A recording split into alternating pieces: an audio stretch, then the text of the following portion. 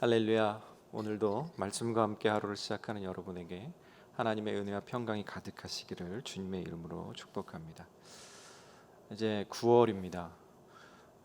오늘부터는 예레미야의 말씀을 계속해서 묵상하도록 하겠습니다. 오늘 본문 예레미야 26장 1절부터 15절 말씀의 배경을 살펴보면 남유다의 당시 왕이 그 요시야의 둘째 아들 여호야김으로 세워집니다. 그런데 정치적 상황이 굉장히 복잡했습니다. 전통적인 방식으로 왕으로 세워진 것이 아니라 당시에 바벨론에 의해서 세워진 왕이었습니다. 그렇기 때문에 그 안에서의 통치력을 새롭게 함을 통하여서 변화하고 새로운 예루살렘 그리고 이스라엘의 모습을 만드는 것이 지도자들과 그리고 백성들의 기대였습니다. 그런 상황 속에서 예레미야 선지자는 하나님으로부터 신탁을 받고 그 신탁 그것을 백성들에게 전하지만 그것은 백성들이 기대하는 그러한 신탁이 아니었습니다. 그러한 예언 선포가 아니었습니다. 그렇기 때문에 예레미야 선지자를 그들은 죽이려고 했던 그러한 내용이 오늘 본문에 기록되어 있습니다. 오늘 본문의 말씀을 통해서 우리가 함께 은혜 받기를 소망하는데, 첫 번째는 하나님은 악한 길에서 돌이키는 자에게 기회를 주신다라고 하는 겁니다. 오늘 본문 1절 말씀을 같이 읽겠습니다. 유다의 왕 요시야의 아들 여호야김이 다스리기 시작한 때에 여호와께로부터 이 말씀이 임하여 이르시되. 이때란 조금 전에도 말씀드린 것 같이 요시야의 넷째 아들 여호아하스가 폐위당하고, 그리고 여호야김이 BC 608년경에 세워지는 그때였습니다.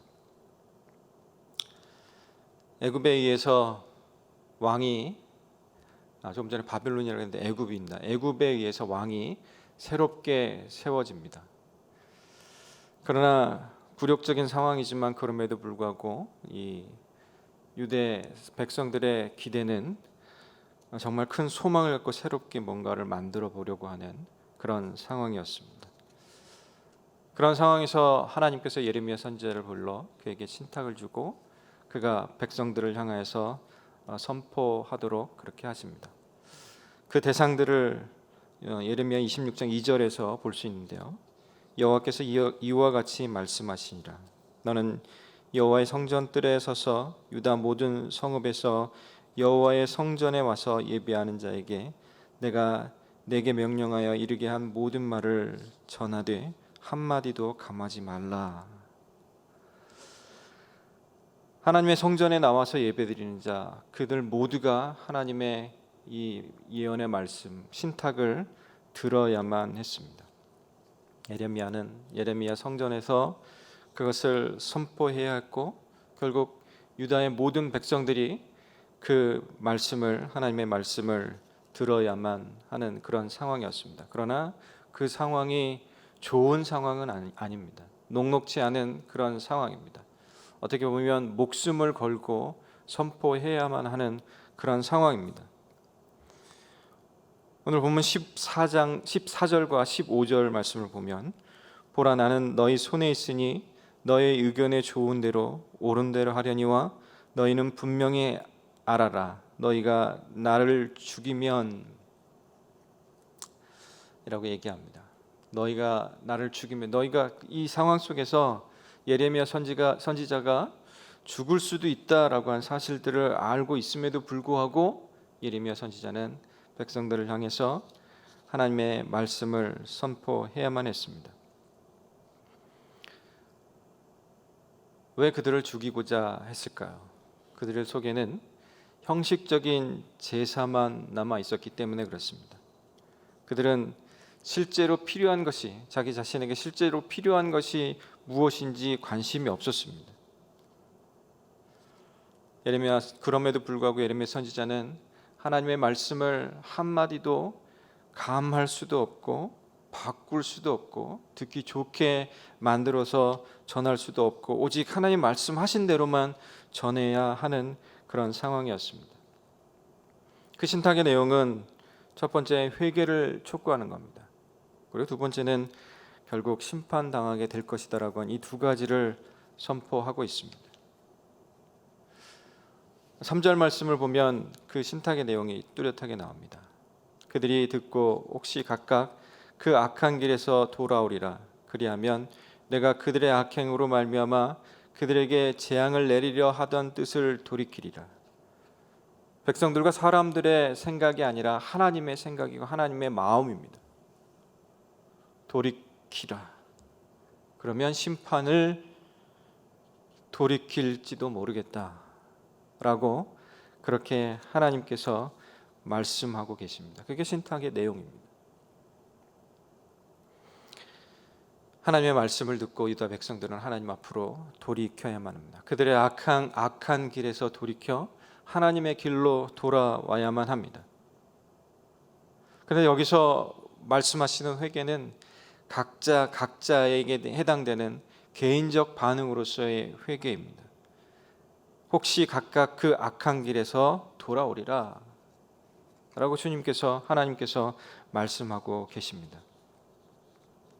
사실 하나님은 재앙을 결정하셨을지라도 진정한 회개로 하나님 앞에 나오는 자들에게는 반드시 기회를 주십니다.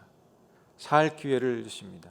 하나님 앞에 나와 교제하고 예배할 수 있는, 다시 하나님의 자녀로서 살 수 있는 기회를 허락해 주신다라고 하는 사실입니다. 예레미야 18장 7절과 8절에서 이미 그 말씀을 하셨습니다. 내가 어느 민족이나 국가를 뽑거나 부수거나 멸하려 할 때에 만일 내가 말한 그 민족이 그의 악에서 돌이키면 내가 그에게 내리기로 생각하였던 재앙에 대하여 뜻을 돌이키겠고, 그의 악에서 돌이키면 내가 그에게 내리기로 생각했던 재앙에 대하여 뜻을 돌이키시겠다라고 그렇게 이미 하나님께서는 말씀하셨습니다. 자기 백성인 이스라엘 백성들을 향하여서도 하나님은 같은 마음을, 더 큰 마음을 갖고 계십니다. 하나님은 자기 백성들이 돌이킬 수 있도록 오래 참으시고, 그리고 그 기회를 허락하시고 결국 구원의 은혜를 허락해 주십니다. 그러나 사람들은 지금 당장 즉시 심판이 임하지 않는다라고 하는 생각으로, 괜찮겠지라고 하는 생각으로 방자히 하나님의 말씀, 하나님의 은혜를 무시하며 삽니다. 그래서 요한복음 3장 18절부터 20절 말씀에서 이렇게 말씀하십니다. 그를 믿는 자는 심판을 받지 아니하는 것이요 믿지 아니하는 자는 하나님의 독생자의 이름을 믿지 아니하므로 벌써 심판을 받은 것이니라. 그 정죄는 이것이니 곧 빛이 세상에 왔으되 사람들이 자기 행위가 악함으로 빛보다 어두움을 더 사랑한 것이라. 악을 행하는 자마다 빛을 미워하여 빛으로 오지 아니하나니 이는 그 행위가 드러날까 함이라. 하나님의 은혜의 빛 안으로 들어와야 하는데 자기가 이미 심판 아래 놓여 있음에 대해서 생각지 않고, 자기는 당연히 심판과 전혀 상관없다라고 하는 생각에 하나님의 빛, 은혜의 빛 안으로 오지 않으려고 합니다. 자기의 어두움이 드러날까 봐, 자기의 악이 드러날까 봐 그렇게 하지 않는다라고 하는 겁니다. 그러나 믿는 우리에게는 이미 심판이 없습니다. 의의 심판만이 우리에게 있습니다. 그렇기 때문에 오늘 바로 하나님의 말씀을 듣는 이 순간 다시 하나님 앞에 더 가까이 나아가야 할 줄로 믿습니다. 심판은 하나님의 주권 안에 있습니다. 그러나 주권자이신 하나님께서 우리에게 기회를 주시고자 하니 우리가 하나님 앞으로 나아가는 그 은혜를 누리며 오늘도 살 수 있기를 간절히 소망합니다. 두 번째는 예배를 가장하여 드리는 그런 불순종하는 자에게는 결국 심판이 임하게 된다라고 하는 사실입니다. 이스라엘 백성들은 마지막까지 기회를 저버렸습니다. 하나님의 율법을 무시하고 하나님이 보내신 선지자들을 핍박하고 죽이고, 하나님은 더 이상 심판을 미루실 수 없으나 그럼에도 불구하고 예레미야 선지자를 통해서 다시 한번 기회를 주고 계신 겁니다. 그러나 하나님의 심판의 예언은 강력합니다. 6절 말씀을 보니까 그 심판의 모습을 이렇게 말씀하십니다. 내가 이 성전을 실로같이 되게 하고 이 성을 세계 모든 민족의 저주거리가 되게 하리라. 하나님의 성전을 하나님께서 파괴하시겠다, 실로처럼 그렇게 파괴하시겠다라고 말씀합니다. 사실 성전은 이스라엘 백성들에게 큰 위안거리이며 또 자랑거리였습니다. 그러나 그럼에도 불구하고 하나님께서는 그들의 죄악을 인하여서, 그들이 돌이키지 않는 그것을 인하여서 실로처럼 파괴하겠다. 그리고 예루살렘 성이 모든 민족에게 웃음거리, 조롱거리, 저주거리가 되게 하시겠다라고 그렇게 말씀하십니다. 이 실로라고 하는 곳은 하나님의 언약궤를 두었던 그 장막이 있었던 곳입니다. 그러나 이스라엘 백성들이 그곳을 하나님을 예배하는 곳이 아니라 우상들을 숭배하는 곳으로 만들어 버렸기 때문에, 우상 숭배가 만연했던 이스라엘 백성들의 모습 때문에 결국 사람 가운데서 세우신 장막 곧 실로의 성막을 떠나시겠다라고 말씀하셨고, 시편 기자가 얘기하고 있는 것처럼 시편 78편 60절에서 얘기하고 있는 것처럼 그곳에서 하나님께서는 떠나버리셨습니다. 하나님의 마음에 합한 예배가 없는 성전은 보호받지 못한다라고 하는 사실을 기억해야만 합니다. 거짓 신앙생활을, 거짓 예배를 드리는 자들은 아무리 예배를 자주 드리러 왔다 갔다 하더라도 결국 세상 사람들로부터 조롱거리가 되고 말 것입니다. 마음으로 이미 불순종하고 있는 자들이 하나님 앞에 예배하는 것처럼 그렇게 거짓 예배로 나온다 할지라도 그것이 그들을 구원하지 못한다라고 하는 사실입니다. 그들에게는 심판만 있을 뿐입니다.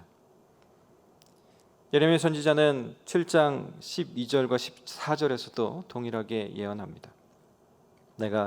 너희는 내가 처음으로 내 이름을 둔 처소에 실로에 가서 내 백성 이스라엘의 악에 대하여 내가 어떻게 행하였는지를 보라. 그러므로 내가 실로에 행함같이 너희가 신뢰하는 바 내 이름으로 일컬음을 받은 이 집 곧 너희와 너희 조상에게 준 이곳에 행하겠고. 하나님은 우리에게 거짓 예배를 돌이켜 참된 예배로 나아오라 라고 말씀하십니다. 거짓 예배로 자기의 불순종을 자기 하나님 앞에 순종하는 것처럼 가장하지 말라라고 그렇게 말씀하십니다.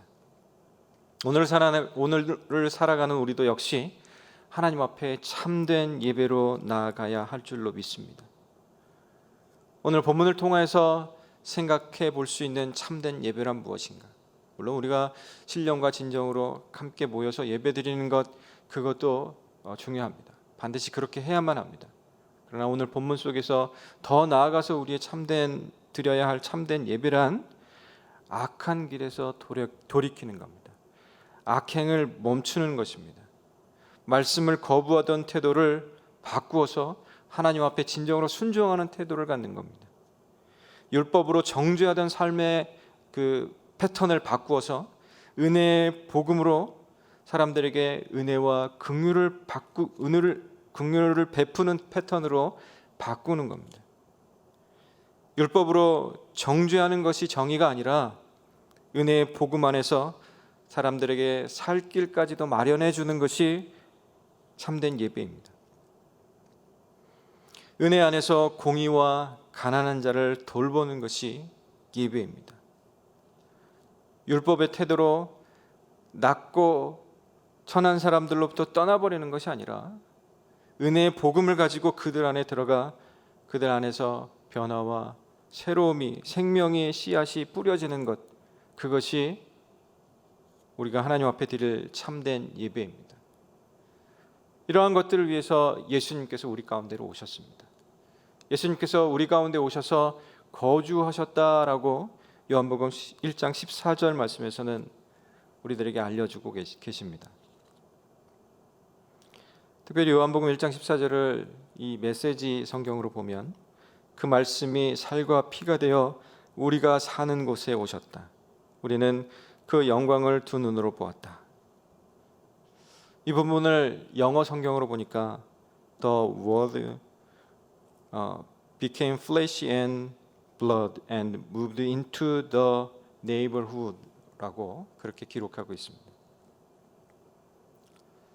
우리 가운데라고 한국어 메시지 성경은 번역하고 있지만 영어 성경에서는 into the neighborhood라고 그렇게 번역하고 있습니다. 이웃 가운데로 이사 오셨다.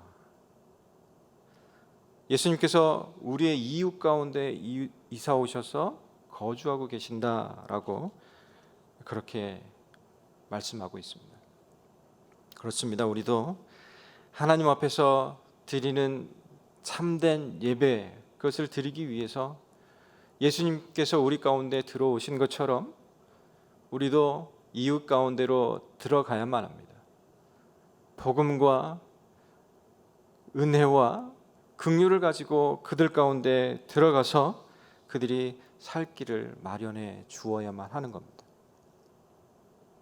그것이 함께 병행되어져야 하나님 앞에 참된 예배자로 설 수 있다라고 하는 겁니다. 이 구어로 빛과 소금을 이렇게 읽다 보니까 천정호 판사라고 하는 분하고 인터뷰를 한 내용이 기록되어 있습니다. 그 중에 그분의 책인 선과 정의, 법이라고 하는 책을 어떻게 쓰게 됐느냐라고 하는 그런 질문을 받습니다. 그 질문을 받고 말씀하는 것을 이렇게 요약해 보면 중학교 1학년 된 여자아이가 가출을 했어요. 먹고 살 게 없으니까 그 성매매를 했습니다. 그러다가 걸렸어요. 재판에 회부됐고 1년 뒤에 그 아이는 이 교도소에 그러니까 심판을 받게 됩니다. 재범을 방지하기 위해서 벌을 줘야 되느냐 아니면 선처해야 되느냐. 그런데 가만히 보니까 이 아이가 사는 생활 환경을 보니까 아버지하고 오빠 그리고 할아버지하고 넷이 사는 거야. 어머니는 이혼해서 집을 나가버렸고 어렸을 때는 그냥 방 2개에서 같이 살았는데 아이가 크게 되니까 더 이상 그렇게 생활하는 것이 불편하게 된 거예요. 그러다 보니까 이 소녀가 가출을 한 거예요. 집으로 돌아가더라도 잠깐 그렇게 살겠지만 또다시 가출을 할 거예요. 먹고 살기 위해서 또 성매매를 할 거예요. 그런 상황의 모습을 보면서 이러한 진짜 정의가 무엇인가에 대해서 책을 써야겠다라고 생각하고 그 책을 썼다라고 합니다. 사람들은 처벌이 정의라고 생각하지만 진짜 정의는 처벌 이후에 재범을 방지하기 위해서 환경 개선까지도 생각해 주어야 한다라고 그것이 정의라고 그렇게 얘기합니다. 그러나 사람들은 정의가 처벌에서 멈춰 서는 것이라고 생각하지 않습니까? 라고 그렇게 인터뷰를 합니다. 우리 하나님은 심판을 목적으로 하지 않습니다.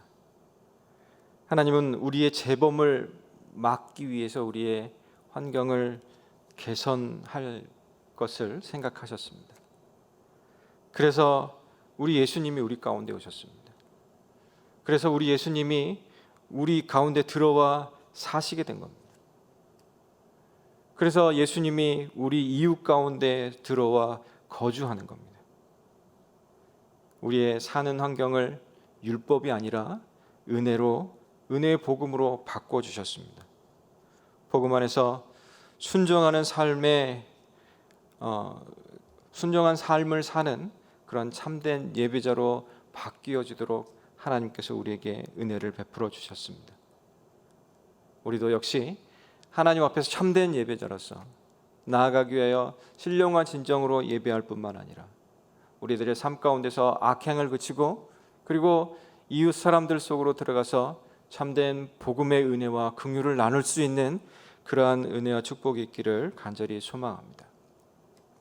세 번째는 약속의 말씀이 믿는 자의 능력이라고 하는 겁니다. 예레미야 선지자는 하나님의 말씀을 가감하지 않고 그대로 이스라엘 백성들 앞에서 선포했습니다. 돌아온 것은 이스라엘 백성들이 마음을 찢고 하나님 앞에 회개하는 것이 아니라 예레미야 선지자를 잡아서 죽여야겠다. 그래서 재판에 회부하는 장면이 8절 이하에서 나오고 있습니다.